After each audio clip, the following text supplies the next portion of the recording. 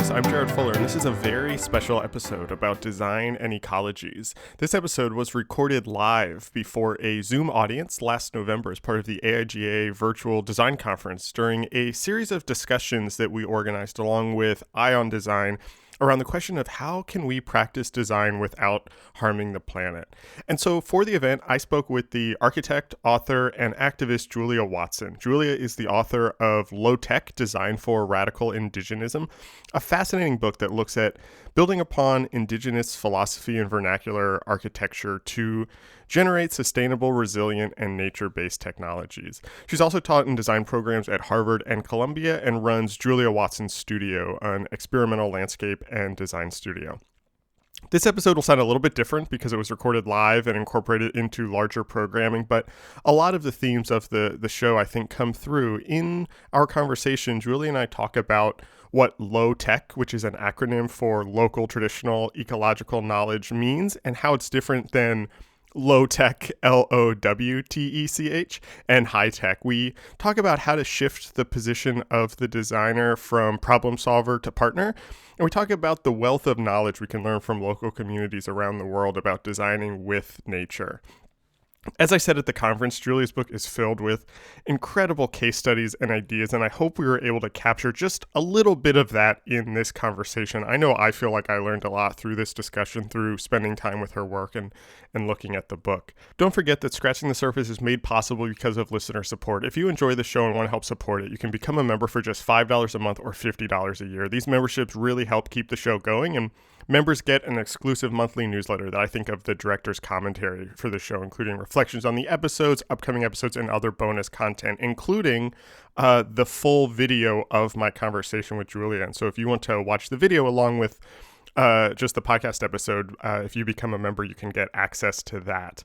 If you want to help the show and see it continue, I hope you consider becoming a member. You can visit scratchingthesurface.fm/members for all the details.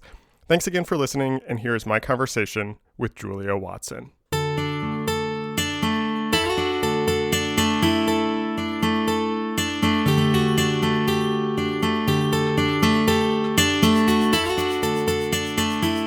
Julia. How are you? Hi, Jarrett. I am well. How are you doing? I'm pretty good. Thank you for being here today. I want to start by talking about the title of your book, actually. And so the book is called Low Tech, and that's spelled LO-TEK. Can you talk about what that is an acronym for, what that means, and where you kind of came across this term?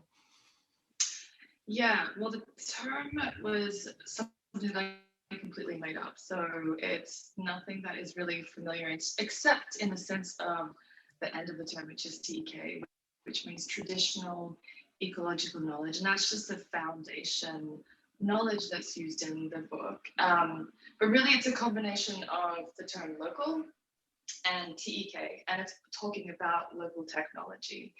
And it's kind of like it's a bit of a pun, actually. It's a bit of tongue in cheek, because I was teaching technology and I was teaching all this stuff that was high tech. And what we were looking for actually in the built environment was soft ecosystem technologies and local technologies that work with their environments and their systems.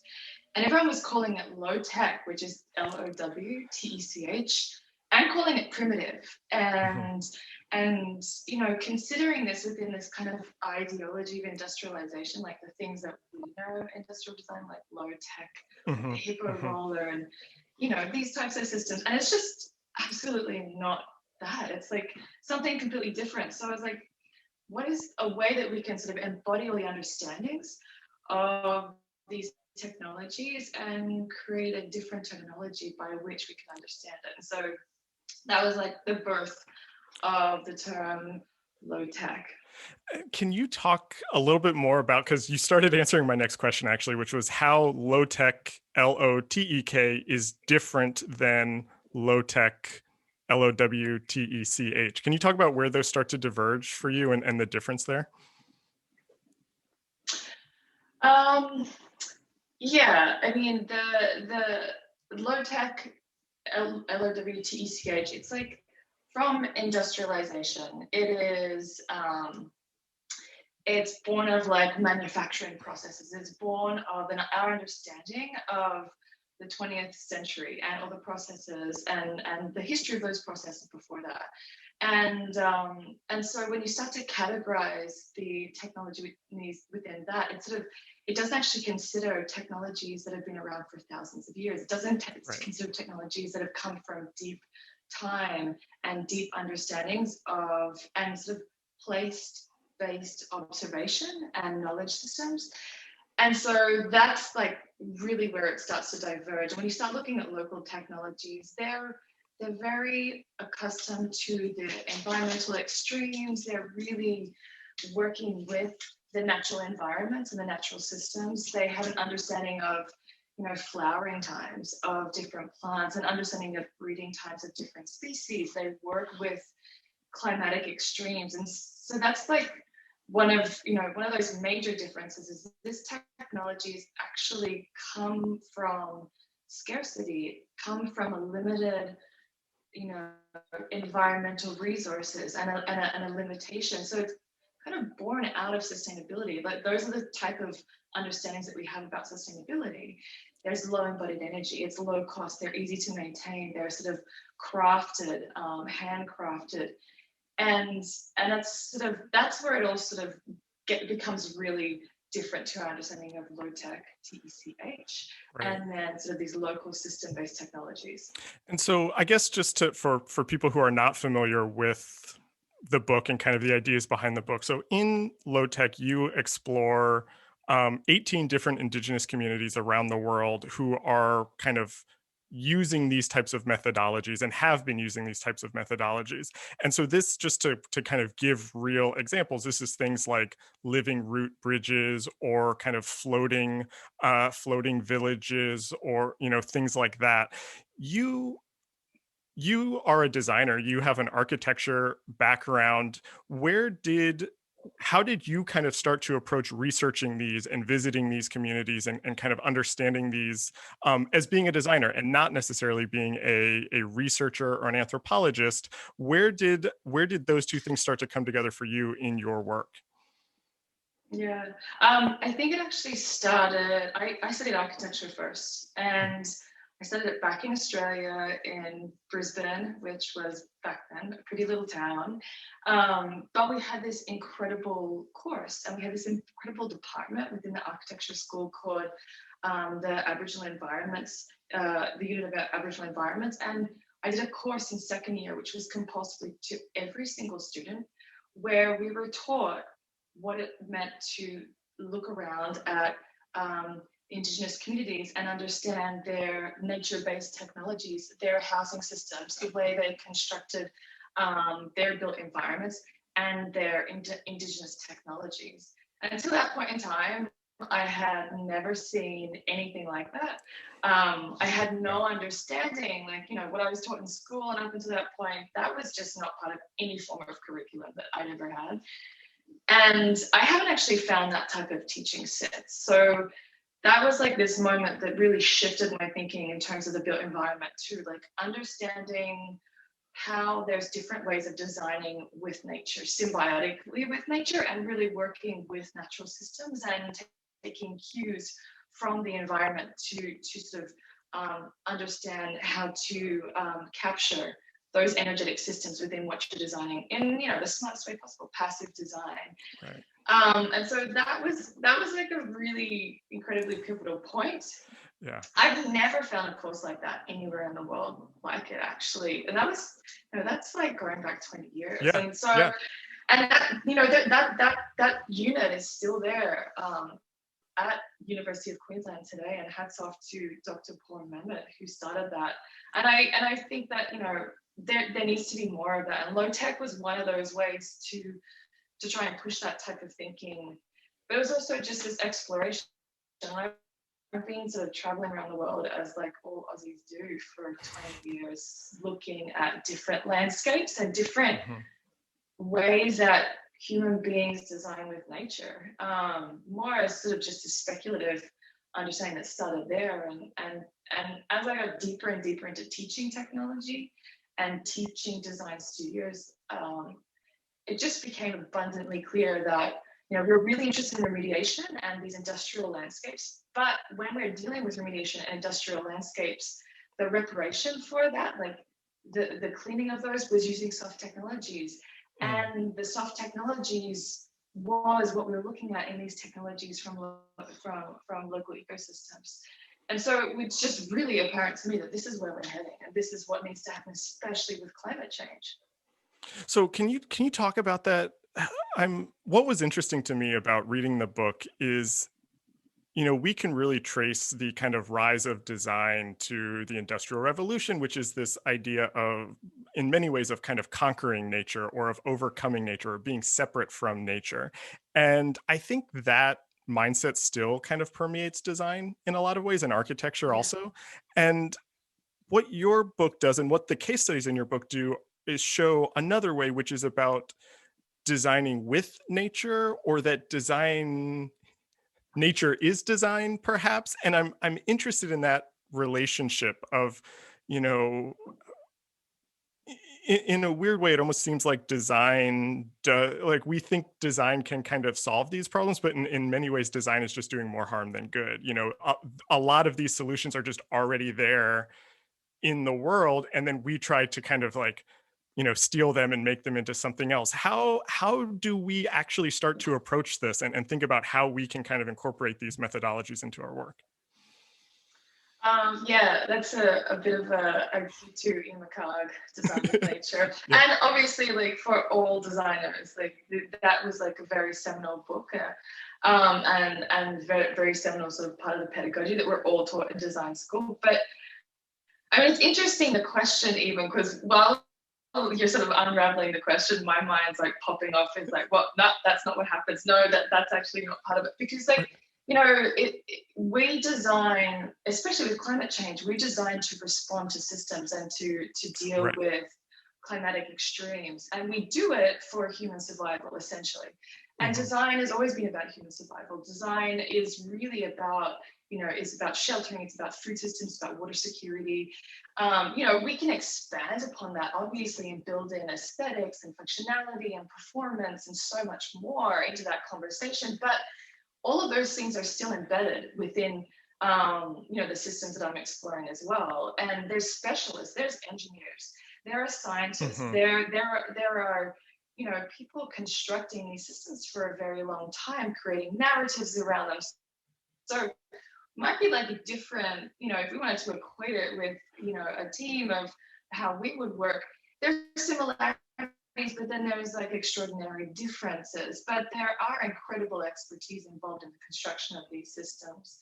And, I think low tech is more, it is more to sort of like bring to the forefront and bring to the, a number of things, bring to people's attention that, local technologies are being erased by the way that we work as designers globally. Like, very commonplace, designers go to different countries and they take with them the technologies that they know, built in the environments that they're aware of, the materials that they have used before. And they're often, they're often asked to come to different countries to give those expertise. Right. But the relationship of providing expertise and providing, the set of systems that you know about doesn't take into consideration systems that already exist, the knowledge bases that exist in the environments that you'll be working with. And I think that there's this, it's becoming incredibly apparent, and also it's being questioned, the efficacy of that happening globally in response to climate change, whether that's appropriate. And the local communities are really the ones who are questioning that. So therefore, we as designers, we need to step back and question, why would we want to go into a different community and a different country and work with a different government, when what we'll do is start to erase knowledge, culture, ecosystem, and we won't be building systems that will be able to be repaired after we leave, won't be able to be maintained after we leave. And, there's this whole set of issues. I think that now there's this thing where we're starting to question a lot of like the efficacy of like, should we be doing this? And, what is a better way to do that? And the better way to do that is to really work with communities and to realize that, some of these systems that are out there, like there's one amazing example in the East Calcutta wetlands where, this system has so much potential for multi-scalar different outputs. It's a sewage treatment system that also grows food. It cleans water. It provides habitat. It provides 100,000 jobs. It does all these amazing things, and we don't, people are sort of, there's a promotion that we should actually erase that system and build in a sewage treatment plant to make something that's more industrial, to make something more modern. When the system is incredible, it's so unique, and it expands as the city of Calcutta has expanded as well.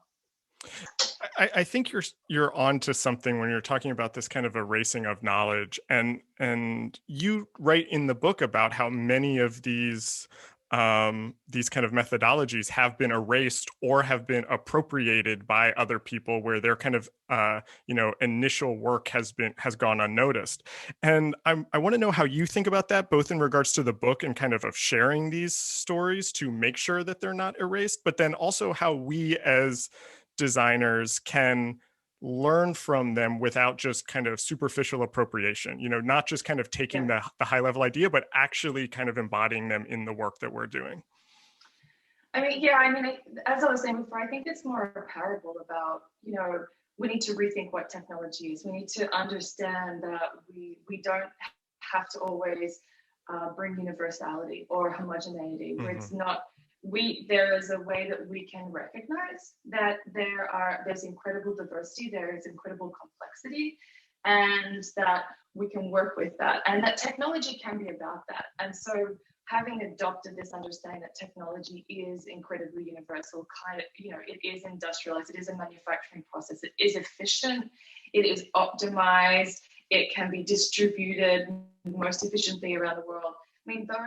Those types of understandings, that's not what we're talking about. We're really talking about a very different idea of technology. And by recognizing that often the technology that's born in a place has all the knowledge built into it already. Right.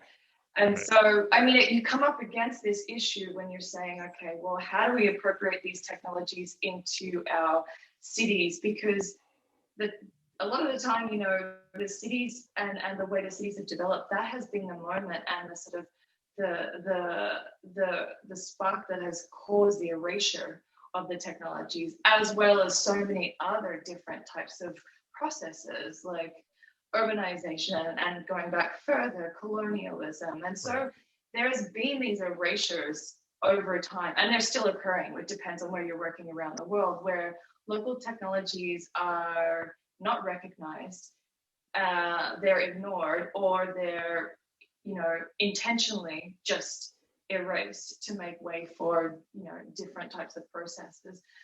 So it's more like, okay, we recognize that we're doing this. There's a way that we need to address these forces and address these ways of practice, and we need to come up with different ways of understanding how to do that. And so could it be that, when we're working in different communities around the world, we're actually promoting local technologies. We're building into our processes ways that we can work with different communities, and we're working with Indigenous scientists, Indigenous designers, and talking about what is it that we can use, what is it that is going to be appropriate. Where can these processes begin? The sharing of knowledge, and that's a lengthy discussion that has to be had about what's willing to be shared. How do we put these notions into practice in terms of climate change? But it's definitively addressed, and by the Indigenous community, that we need to stand by or behind Indigenous leaders when we're coming into talking about climate change and sustainability, because it's recognized that these communities have been the people who've been protecting our global biodiversity far better than any of the conservation systems that we have built, because we see conservation peaking at the same time as we see global biodiversity loss and the planet and climate change peaking. So we've got things out of balance. We need to redress how we're actually going to approach this. I have a possibly big question that I'm not even totally sure I can articulate in a clear way. So I'm going to try, because I think, what you're saying about the designer's role is shifting, and this kind of question of the designer going into a community, I think, is already questionable. And this idea Yeah. of working with communities, of kind of lifting up communities, is very clearly the way to go, and that they have all of this knowledge. And so I guess this is perhaps a two-part question, which is, one, how do we avoid romanticizing or othering, or kind of putting distance between us, primarily Western designers, trying to understand this, so we don't just kind of talk about it in this kind of like magical way, but actually really understand it? And then two, how does the designer shift from being savior who goes in, colonizes, brings their knowledge, but as one who's working together? What does that mean for the designer's role in that process? I mean, I think a big part of this question is really about education, and not education like in sort of pedagogy and the academy. It's like the role of the designer as the educator working within the project. And it can be all those other things as well. But if one is working on a project, often when you're working in a project in a country that is hit by a disaster, you're needing immediate relief, needing immediate expertise, thinking perhaps on a large scale how to sort of think about responsiveness and as well as prevention. The way that foreign direct investment works is that the government will say, well, we need this line of money for sanitation. We need this line of money for building houses. We need this, and it's very much applicable to like a framework of budgeting and project management that doesn't sort of work in the right way with those types of systems. So, you're not going to get to be building or restoring or working with an indigenous technology that has food security, water security, sanitation, job security, and all those things when you're asking for, concrete culverts, because the concrete culverts will get you the money. So there's like this sort of like education process with governments to as well say like, well, if you want to achieve all these things, perhaps within the disaster relief and also sort of the preparedness, you need to think about food security and how food security works with hydrology, and how that can work with growing natural resources for building materials, and how that can work with flood prevention, and how that can work with storm surge prevention. So how do you build these sort of multiplicity of systems that function in a combination of ways for when the climate extremes come, but also when, in the moment for the every single day, and what you'll need after something comes that'll get you food security, water security, sanitation, etc. And those systems exist, and that's what's really interesting about them. There's not a single, it's not a singular function system that we're talking about. We're talking about systems that are really complex. And I think that that's really key in understanding that climate mitigation can really, in a very tangible and a very sort of scalar way, understand how to use the knowledge in the systems. I mean, the other side is obviously what I've mentioned before, is working with communities, working with knowledge bases, working with people who hold knowledge, working with designers who are from those locations, working with scientists and saying, how do we build these teams, and how do we build these systems? How do we do this R&D? How do we build it into the process of the design? The savior complex, I mean, I think the Western savior complex is deeply embedded when it comes to climate change. And that's, I talk about this idea of, survival of the fittest to survival of the symbiotic, and that comes from actually comes from fluid dynamics theory. And there's a book by a woman, Lynn Margolis. She actually talks about this, and she said in early 2000s that this was the way we had to move forward. This is the way that life works, and this is what we have to think about it. So more, I'm sort of saying, like, understand we're dealing with complex systems, understanding we're dealing with ecologies, and understand that place-based observation and understanding of these systems and the way these systems work, even though they're changing because of climate change, right, is going to be far more appropriate than sort of be coming in saying, well, we've got all the solutions and we can save this.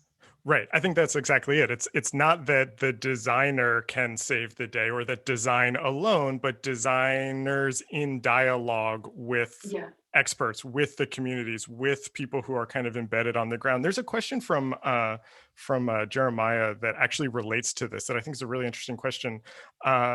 He says, I've often asked myself what might happen if design was approached as an act of removal versus an act of addition. What is the primary approach to design a mode of creating addition? And so the question is, what principal approaches do you think are necessary to shift in design education? And do you foresee a future where design education completely shifts beyond a primarily capitalist approach? Whoa. That's a great question. It's a great question. It's a big one. I mean,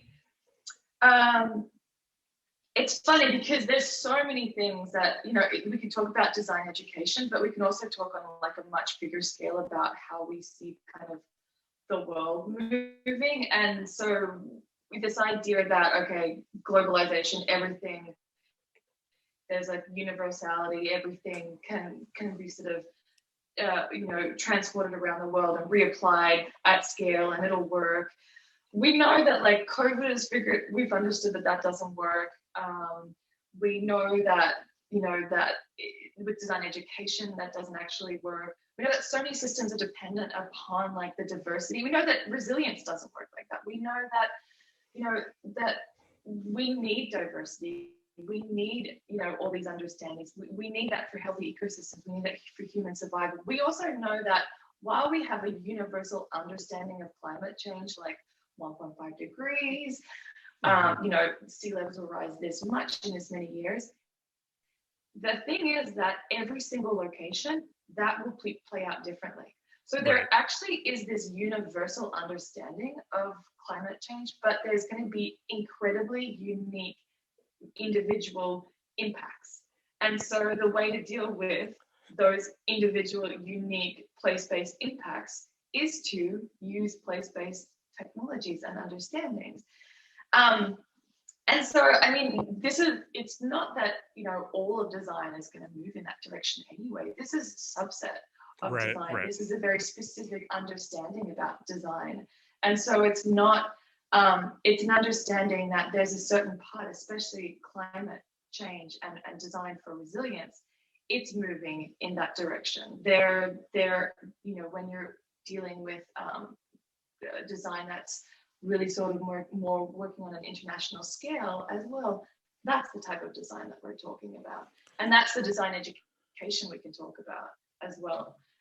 Another part to that question might be, though, that I think that there's been this idea and a model that Western design pedagogy and European and Northern American, maybe design pedagogy has and design practice sometimes, is why, it's kind of like the more global understanding of the design that sort of makes its way around the world. And that's why there's so many students that come here to receive that type of form of design. But I think the pushback from low tech and the way that I'm thinking is that, everybody that comes has something to contribute to this discussion. And that's a shift to say that there's such intelligence that everybody brings to this discussion. It's not the superior form of design that's coming from the West or from Eurocentric points of view, that there is intelligence everywhere that we can use. Right. I want to like try to kind of bring this down into a practical level also, because you wrote this book, you did this research, but you also are a practicing architect. You have a studio, you're doing some of this work. How did how do the kind of principles in the book, or the ideas in the book manifest themselves in the kind of actual work that you're doing day to day? Yeah. I mean, surprisingly enough, the way that the first chapter began in the book was when I was working with the Republic of Indonesia Hmm. on Bali's first UNESCO World Heritage Site. And so I was asked by the government to work with a series of local scientists to come up with a tourism management and conservation plan. And so going there and working with, in this landscape, and working with the local scientists and Subic farmers, really came to understand, oh, well, there is all this place-based knowledge that needs to be accounted for. And this sort of universal UNESCO approach of preservation in a cultural landscape that's living and alive, that, I don't know, that we need to like shift that type of thinking. And so that's where it began. And so I started sort of working with scientists, and this work is actually still ongoing, not by me, but the people I was working with. They're still coming up with ways to innovate rice terrace technology, and that preservation area was conserving 40,000 square miles of rice terraces on Bali. Second project was working with a community in the southern wetlands of Iraq, and I was asked to come on a team to help them design a wastewater treatment park to treat the water coming into the cities to go back into this wetland system where people live on, 500,000 people lived on islands. And so that project is still ongoing as well. And those wastewater treatment parks are now being repeated all the way up the Tigris-Euphrates River, and they're planning to try and get this to become a means of place-based wastewater treatment on site that really deals with local knowledge and local culture and local building practices.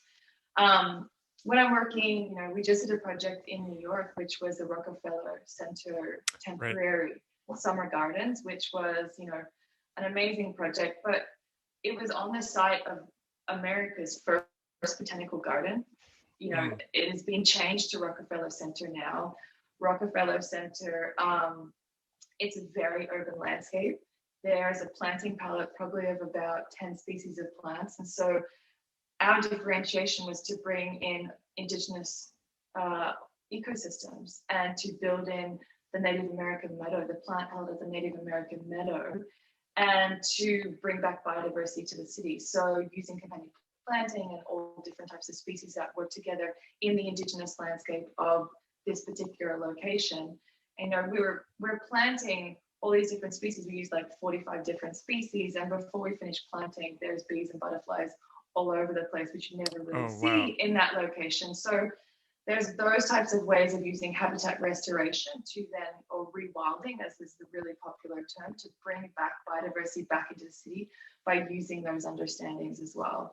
And then, working overseas, there's projects that we're doing with low-income housing where they're building sustainable systems into low-income housing to try and think of low-income housing isn't just about how many, units in this much space, and really trying to sort of like, that's where the money goes, and not thinking about sustainability on the ground, but how do you then build in these types of sustainable systems from around that particular area in the world? Can you build that into the actual landscape and into the infrastructures that's built into these huge developments? So how, for those of us who are not kind of working in this space now, and especially I imagine a lot of the people listening to this come from a graphic design background or in graphic design, and we necessarily can't help with kind of rewilding Rockefeller Center, or understanding how to even begin a waste treatment plant. Do you have ideas of how someone could shift their practice to start to incorporate these ideas, or maybe not even to shift their practice, but just to incorporate them in with the kind of work that they're already doing? How do you start to kind of bring these things into the work? I think that definitely as a landscape architect and an urban designer, it begins to translate that you're really starting to deal with soft systems. And there are lots of designers out there who have been exploring soft systems and the way that they work with climate extremes. I think that, there's also this idea of thinking about sort of the symbiotic processes, even from the material technology scale. So if you're in the fashion industry, like, how are you going to build processes that are this circular economy or closed loop systems? So, how are we going to be thinking about multiple generations when we're designing, rather than like the next year? Or there's sort of like, you can pull out and tease out a couple of much larger, sort of more generic ideologies that you can pull from the thinking, rather than very sort of specific. So not doing universal, like thinking about diversity and multiplicity, thinking about responsiveness to environments as well. What's sort of a place-based design, as opposed to something that's sort of very ignoring its local environment, its all local conditions. So, and it's not applicable, I don't think, to all facets of design, but I think that there's also always been this idea that sort of local technologies and this type of thinking is sort of in the past, or like you were talking about, that idea of the romanticism and the reminiscence of, but these are all incredibly complex and present. This is the everyday. This is now. This is contemporary. Right. This is where we are at in the world. That this is all the technologies that exist now, and so there's a way that we can understand that there's a lot to look at. There's a lot to understand, rather than the go to what we have been always going to, and sort of the first choice, or the first way of thinking. We can like really extend ourselves beyond that. I mean, it's interesting too, because we keep kind of talking around this idea of universal solutions, and you're talking about the value of diversity and the need for diverse solutions in different parts of the world. And I think this is a little bit of a blanket statement, but the language of Silicon Valley has kind of seeped into a lot of the design world, where everything is about scale, about reaching the most people, about kind of having these quote unquote big impact. And what I'm hearing you say is almost the opposite, where it's not necessarily about scale and hitting 1 billion people or whatever, but just like, who are the people around you? Like, what's going on? What's the land here, and how can we kind of respond to that? How do this is a two-part question. I'm interested in how you think about that in your own work, but also when you're working with students. Are your students kind of in that mindset of, oh, I want to kind of like do something big, or how do you kind of change that mindset to just let's look around right here? Yeah, I mean, it's interesting when you talk about the mindset of Silicon Valley as opposed to these technologies, because there's one thing that we always talk about, is that technology, like Silicon Valley, it's born out of just such different and extreme circumstances, like endless amounts of money, endless resources, like, infinite potential for growth, when we kind of are questioning that anyway right now, in so many facets of our lives. And then the technologies that I'm talking about are, finite, limited resources, built upon scarce conditions. So they're very two different extremes. But I don't think that some of the terminology has to be mutually exclusive. I think that what we can understand is that, when we're talking about design, I think often we're talking about design for a particular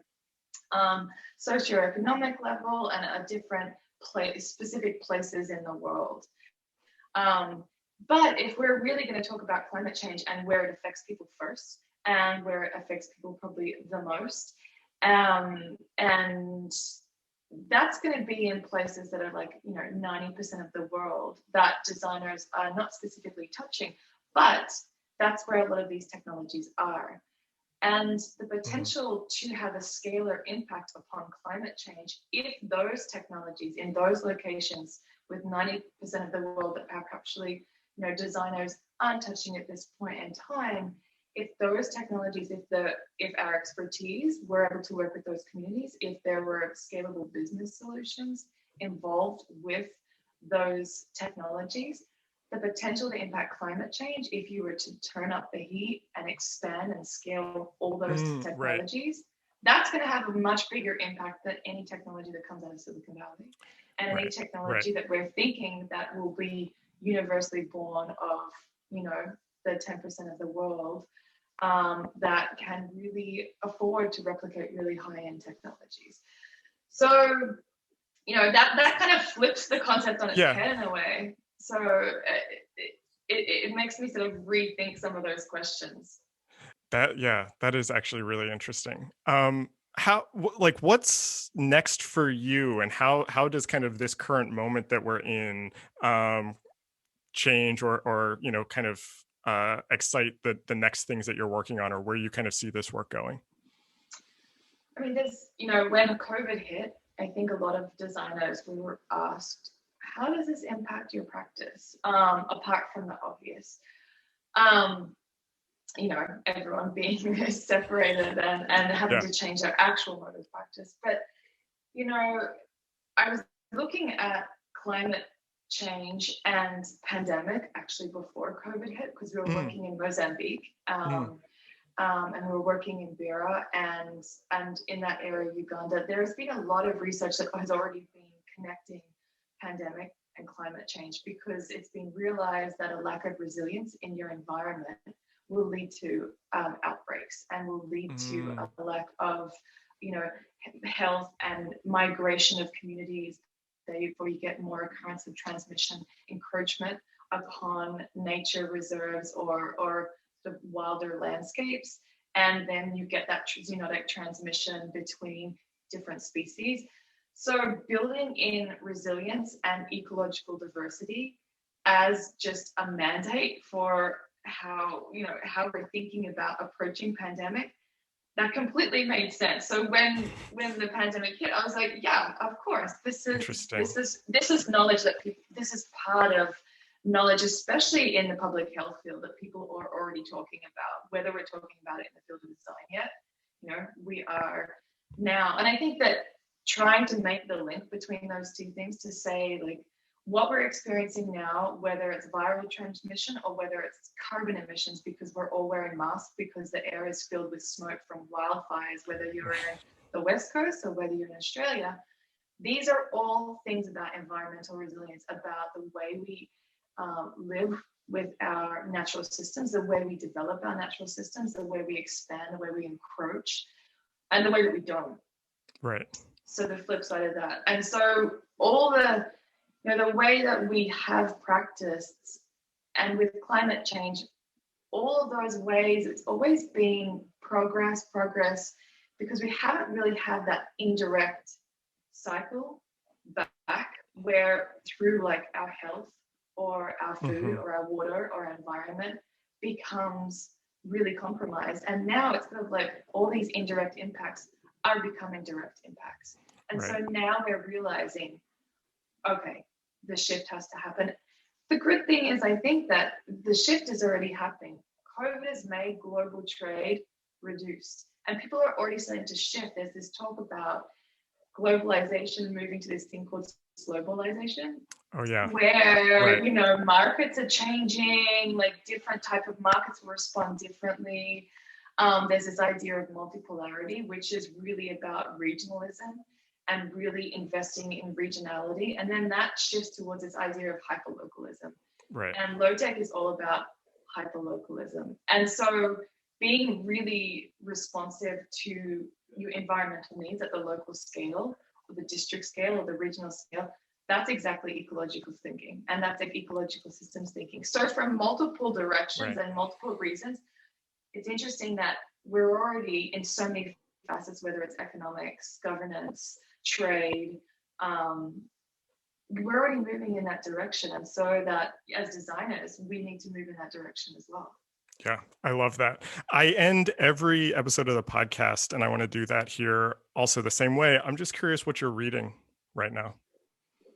I'm reading Sand Talk by Tyson Yunkapour. He is an Australian he's an Australian Indigenous writer, and he's talking about what is, how do you pass Indigenous knowledge? Like, what is the wisdom? What are the knowledge systems? What's appropriate ways? Like, exactly the fundamental critical questions that were like the foundation and the beginning of this conversation. It's a great book.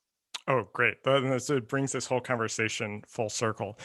Julia, thanks so much for doing this. This was so interesting. I hope it was interesting for all of you. I encourage you to look at the book, get the book, look at the case studies that are on Julia's website, because I think, as she said, there's just so much kind of knowledge here that we can learn from. Julia, thanks again. Thanks for doing this. And thanks so much, Jarrett.